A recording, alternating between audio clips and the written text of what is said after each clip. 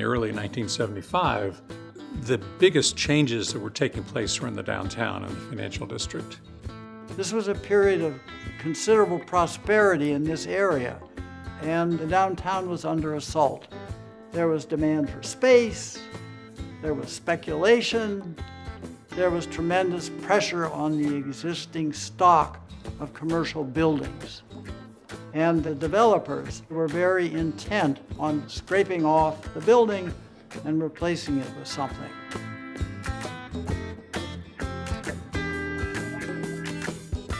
One of the early projects included the efforts to save the several historic buildings downtown, the Alaska Commercial Building, the City of Paris, and the building where Saks Fifth Avenue is.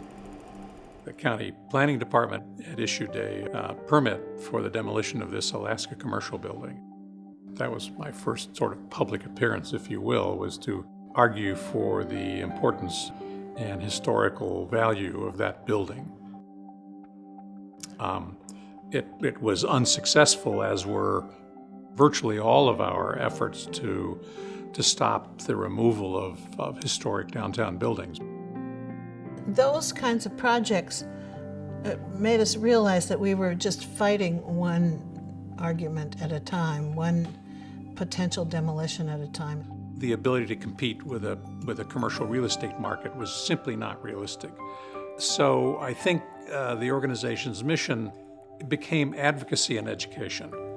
We needed to have a coherent way to deal with all of this. We needed there to be a survey of historic buildings. Splendid Survivors is the title of the book that resulted from that. That also was a first for the nation in terms of objectifying evaluations of buildings. And Heritage was a pioneer in developing that tool. The city basically accepted the results of the San Francisco Heritage Survey and codified them. They ranked historic buildings downtown.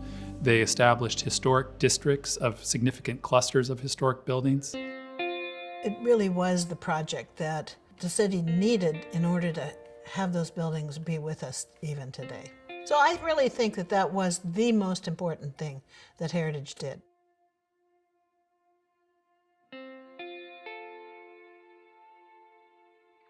When we bought the Cadillac in '76, there were only 30 rooms that were occupied by anyone, and they were in very bad shape. A lot of the rooms had broken windows. The entire building had been stripped of all the brass fixtures, so all the light fixtures, the sconces had been taken out and sold.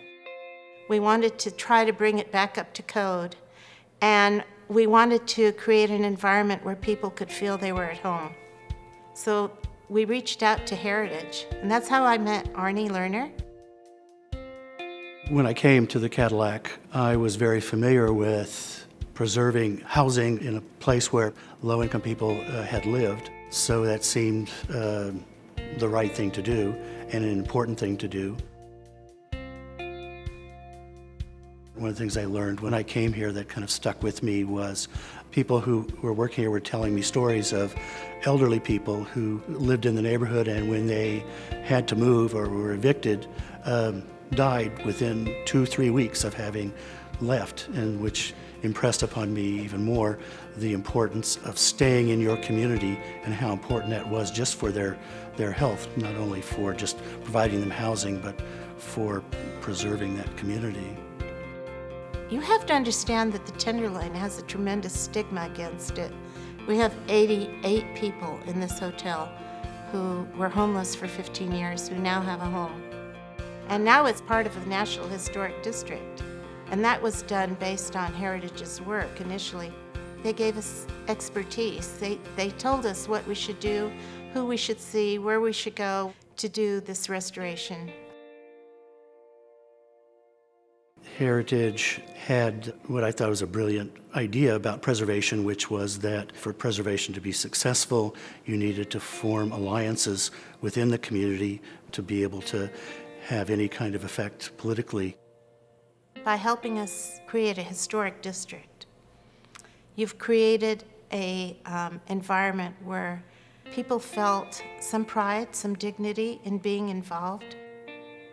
Heritage continues to provide motivation for people to preserve not just the architecture of their community, but those things that give it value and importance. Buildings are invested with memory, and it's that collective memory that builds and binds communities together.